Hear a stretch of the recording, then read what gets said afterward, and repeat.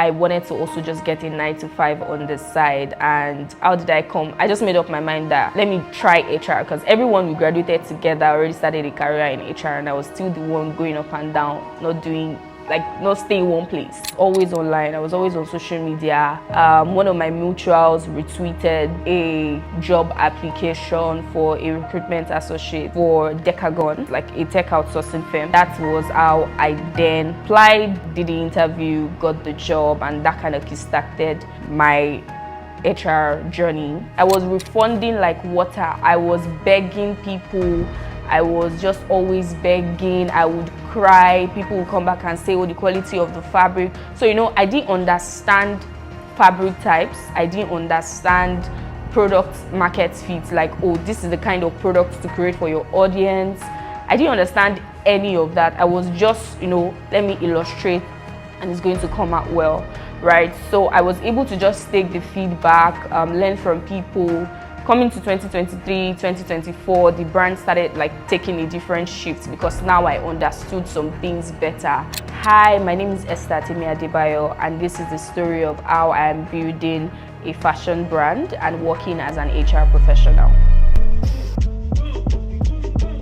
Hey folks, welcome to my YouTube channel. My name is Esther Temi. I'm a multifaceted creator, a marketing professional, and a teacher, and I'm passionate about growing people and growing businesses. See, the goal is that anybody who comes across me or any piece of my content is inspired and or motivated to get better in your business, in your career, and in your life. As you watch this video, like and comment and share to your friends and family if you like it. Please subscribe to my YouTube channel. Enjoy this video, and I'll see you. Peace. Hi everyone, my name is Esther Temi Adebayo. I'm the creative director of Temi Adebayo, a women's wear brand, and I'm also an HR professional. I studied human resource management, University of Lagos, Nigeria. I didn't think I was going to venture into building a business or anything. I just wanted to just do 4 years, get a job, the normal, do 4 years, do your master's, get a job, live your life and all of that. But then I always had a passion for entrepreneurship. Ever since I was a teenager, secondary school, I would always be the one to get money from my classmates, run errands. I used to charge for writing notes, 15 naira per page. I really just found doing business like exchange really interesting, right? But then I got into university. I was more fixated on just graduating, doing my thing. Starting a business came along the line. I became very enthusiastic about fashion, about clothing, especially in Nigeria. So I would always follow pages like Bella Naija, quite a number of blogs at the time. I think that was around 2016, 2017, 2018-ish. So I would be on their websites. I knew almost all the designers in Nigeria. I could tell you their pieces. It was more or less like, I wouldn't say I was stalking them, but then I was really just fascinated and interested. I would go for fashion events, I would volunteer. I did a lot of things, and I was still in school at that time. When I finished uni, that was 2019, but then I went 2020. I still didn't think I was going to start a business. Keep in mind that while I was in school, aside from doing everything around finding new brands, I was also managing social media pages for people. I just came about people talking about, I used to be online a lot, so I came about social media, that was how I discovered social media management. And so I was just doing that on the side, aside from just doing all this, following up with brands, trying to be in their space, watching them and all of that. So when I finished school and it was time to serve, I was still doing social media management for people. I think at the time they were paying me 20,000, 30,000. It was interesting. I was learning a lot. Before I went for NYSC, I interned with an asset management firm. I was with their creative department. One would ask me why I decided not to work with their HR department. I really don't know. I was really just fascinated about everything that had to do with content creation, marketing, everything that just had to do with creativity caught my attention.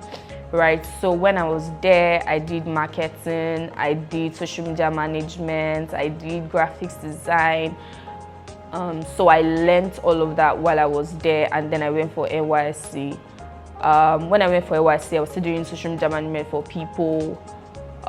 Still got a job with a content creation firm. So we're creating content for brands, like personal brands, and managing their personal brands also. So I was working there. So everything around marketing, brand management, creativity just kept, like, I was just in that space, right? I was still doing, like, checking out like fashion on the side, following brands and just knowing about them.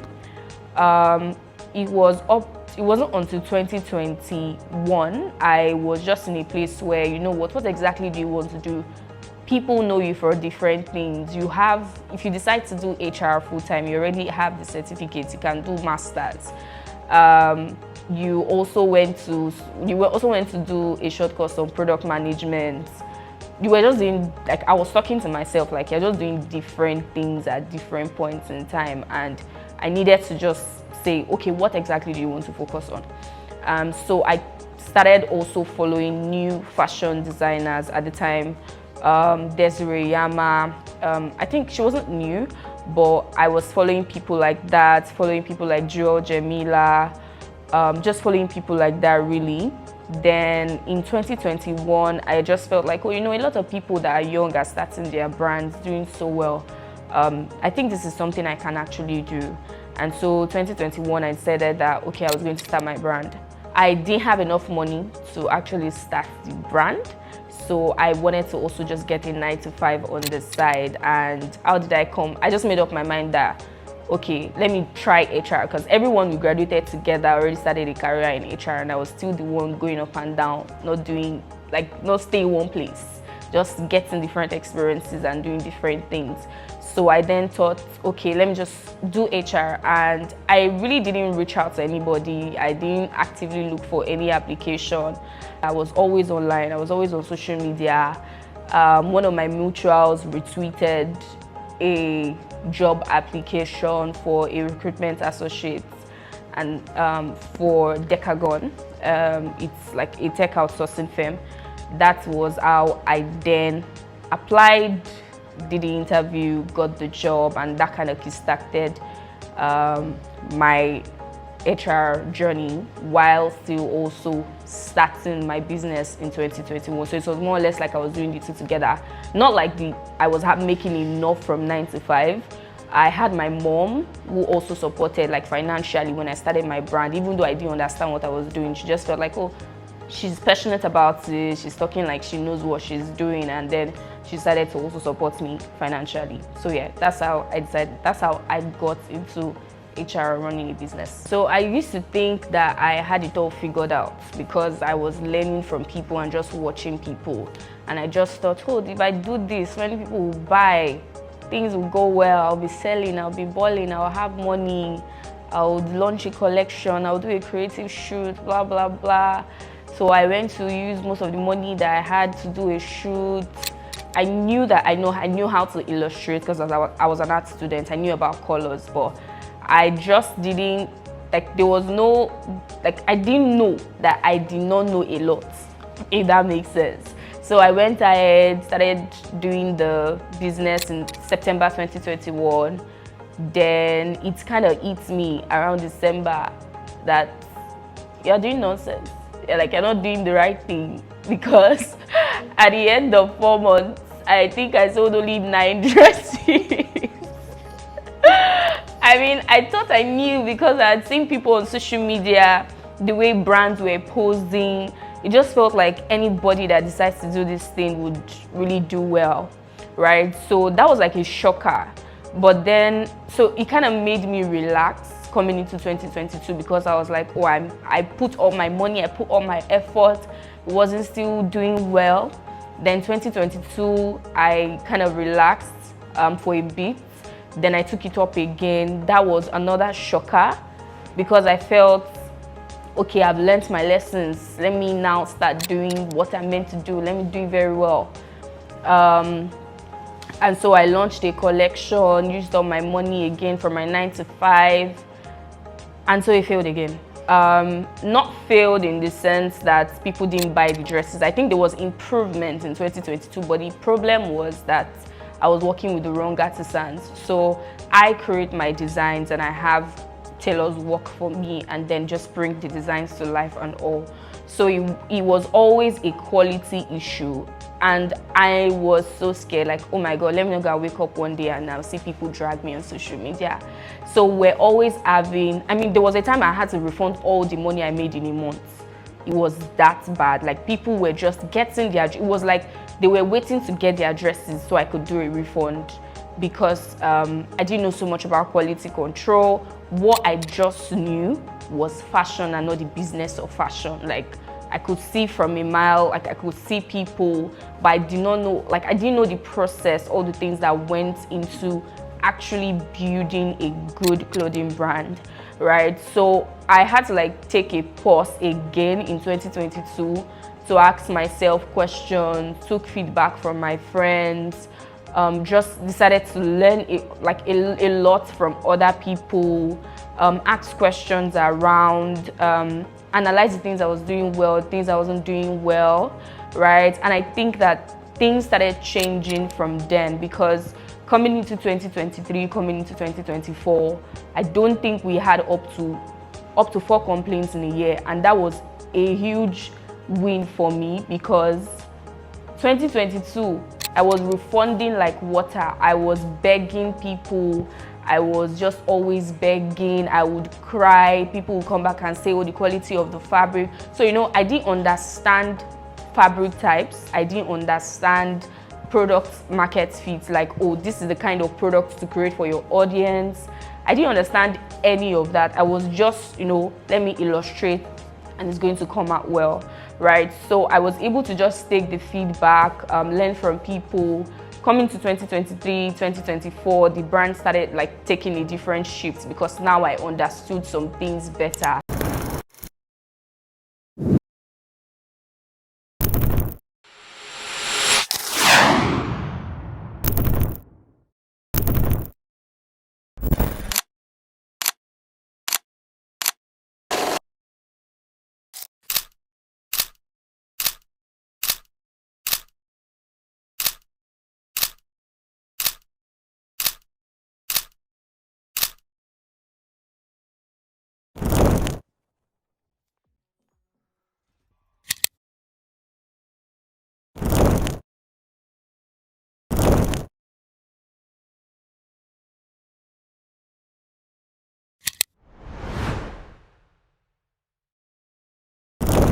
Twenty 2024 was like our biggest year, because we did better in terms of quality, in terms of customer experience, grew a community, because sometimes I just come on social media and I see people tweet and say things like, can't wait to get a Temi Adebayo dress. People will get our dresses and sometimes even send me messages praying for me, praying for the brand. I'm like, oh, so I'm doing something right now. Interesting. We had return customers, and 2022 people, like someone even told me that it's not your fault, it's because I came to buy from you. I gave you my money, thank you or not. So this was like, it was just a lot. And just seeing the growth from 2021 to 2023, 2024, it just kind of made me know that, oh, there's actually something here. So one thing I would say changed about me was I moved from I want to make sales, I want to sell, to, oh, I want to offer value. People are giving me their hard-earned money, right? People are giving their hard-earned money. I have to respect that and then give them value, because people can't give me, at the time we're selling a dress for 20K.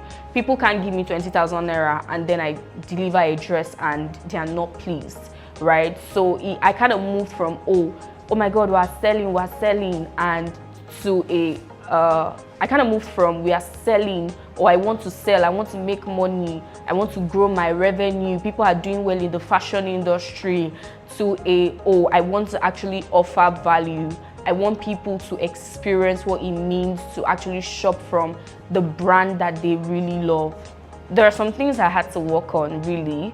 One was me being too emotional, right? I would not want to let go of somebody because I'm like, oh, why would I let them go? What would they do now? I mean, they would survive really, but it was just really hard for me to let people go. And then I would not say my mind. Like, you give me a dress and I'm not pleased. I know that this thing is not so great. I can't show a customer this, but because I don't want to make you feel bad, I would now say, okay, let's just see how it goes. Let's just manage it. And it was killing the business. So one thing I had to do was to actually let go of people that were killing the business, especially for like artisans that really didn't understand where I was going to. For them, it was just, she's going to bring this dress, we're going to make the money, right? So I had to let go of people. I also had to watch some brands, like buy from them to see, oh, look, this is what they are delivering. Oh, this is actually good. They paid attention to quality. How can I also pay attention to quality?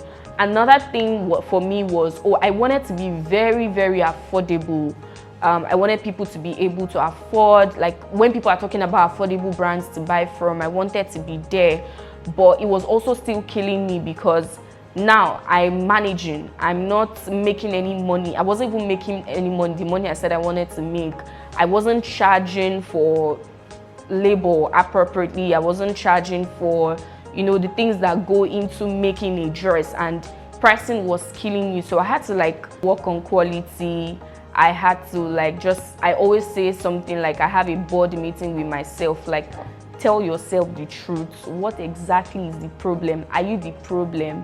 If you are the problem, what will you do to fix it? Now you've seen what you will do to fix it, now fix it. So that was like the turning point for me, letting go of people, changing my mindset, working on pricing to just reflect what people are paying for, really.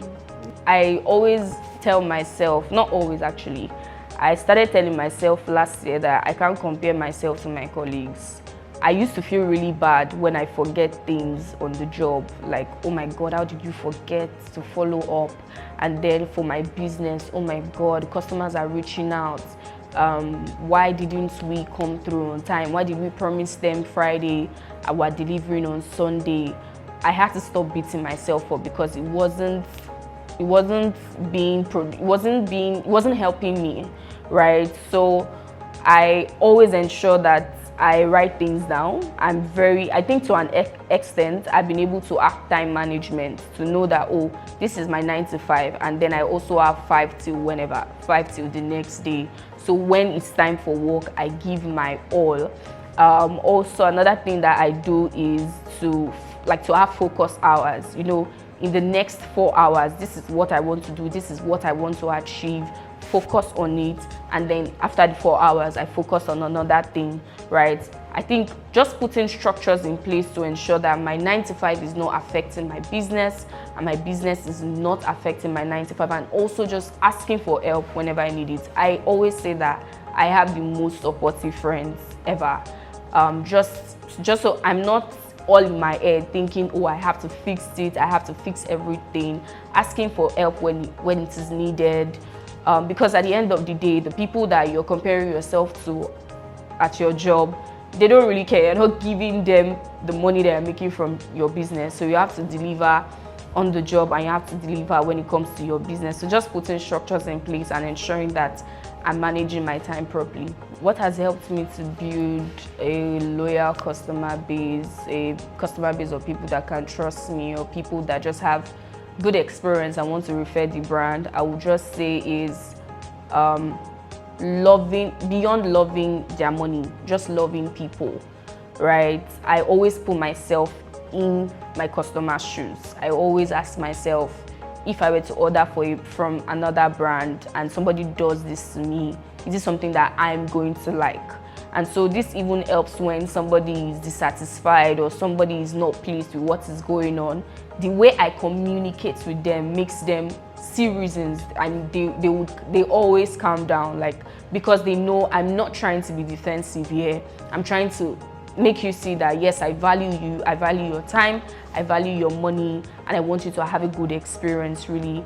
And this has just multiplied in the sense that one person has a good experience saying, oh, they have a good customer support.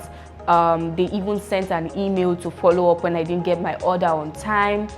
When I sent a message, it felt like I was just chatting with somebody that is really like, that is my guy and all of that. And over time, they keep referring people because they just trust that whenever they come here, they're not trying, nobody's trying to stress them, nobody's trying to frustrate them. Somebody just wants them to have a good experience. And so that's how I've been able to build that really. Okay, so I struggled with that a lot when I started, or like just wanted to be creative, you know, this is edgy, this is lovely, this is stylish, but at the end of the day, you create 10 designs and maybe people are just buying one from an entire collection, and that was not sustainable. So now when I'm approaching creativity or trying to do creative stuff or sketch for my business, I'm approaching it from a business mindset and also from a market research mindset. What are people actually shopping for now? What colors are getting people excited? Are people loving two pieces more? People are buying dresses. What kind of dresses are they buying? What kind of fabric are they buying? So this kind of informs what exactly I am designing. So before, I just used to design from a standpoint of, I think this would be very nice. Oh, it's different, it's unique. Yes, it's different, it's unique. But how many people are buying? Do you understand? So I've just been able to move from, you know, people want good stuff. I am a business owner. I'm also a creative. How can I merge the two to ensure that I'm not making a loss? Because trust me, I've done a collection that included 6 designs and people just bought one. Like, it was just one people were buying, and so you can agree with me that that's like the remaining 5 was just a waste.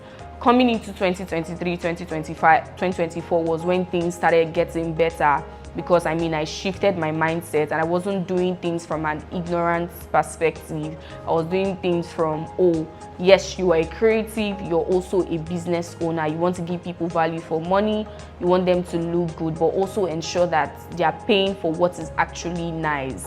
And like this thing, I always ask myself, this thing you are putting out, can you actually buy it? So constantly also putting myself in their shoes has really helped. Most of my HR experience has been in tech.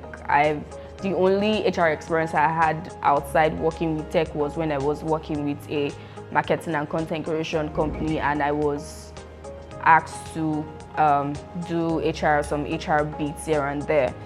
But when I started out, it was from a professional exam point of view. I started my professional exam, I finished school, I studied HR. I didn't have to learn so much like recruitment. I didn't have to, I mean, I know what recruitment is, I know what onboarding is, I know what placement is, employee engagement and all of that. So coming to now join I didn't even know it was a big deal to actually be doing people operations in tech at the time. It was just something that, oh, I got the recruitment associate role, I'm going to keep working and let's see how it goes.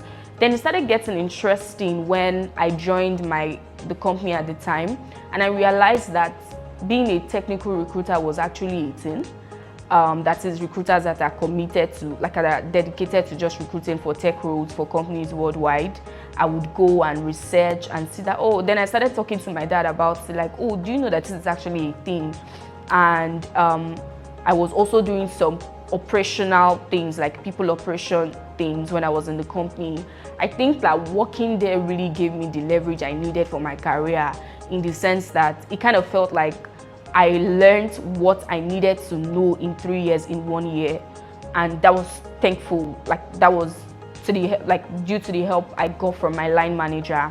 So I was doing a lot. I was recruiting a lot. I did, like, recruitment was, for me, was, oh, they're looking for customer service person, they're looking for sales person. Now you're telling me to recruit a product designer, you're telling me to get somebody that is a software engineer. I had to learn different stacks, I had to learn different frameworks, because, oh, not like I had to learn how to use them, but I just needed to know them, just so that when I'm communicating with candidates, I then know. After a while, I left the company to work also as a technical recruiter and a people operations specialist. It was very interesting over there too, because it just kind of felt like the experience I got from my first place of work, I now brought it here, started putting it to use, started taking courses, started learning a lot. After a while, I also now left where I currently work. And I think that where I currently work has also opened my eyes to see that, oh, there's actually still so much to do and so much to learn.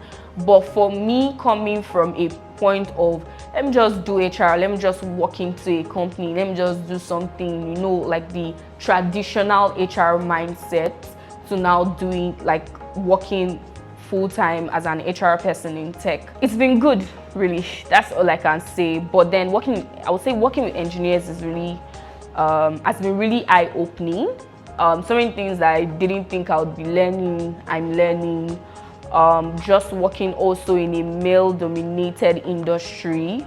That's why one of the things I'm passionate about is to just bring more women on board. I want to see more women doing front-end, back-end, full stack, and all of that. I don't think that engineers have had to manage.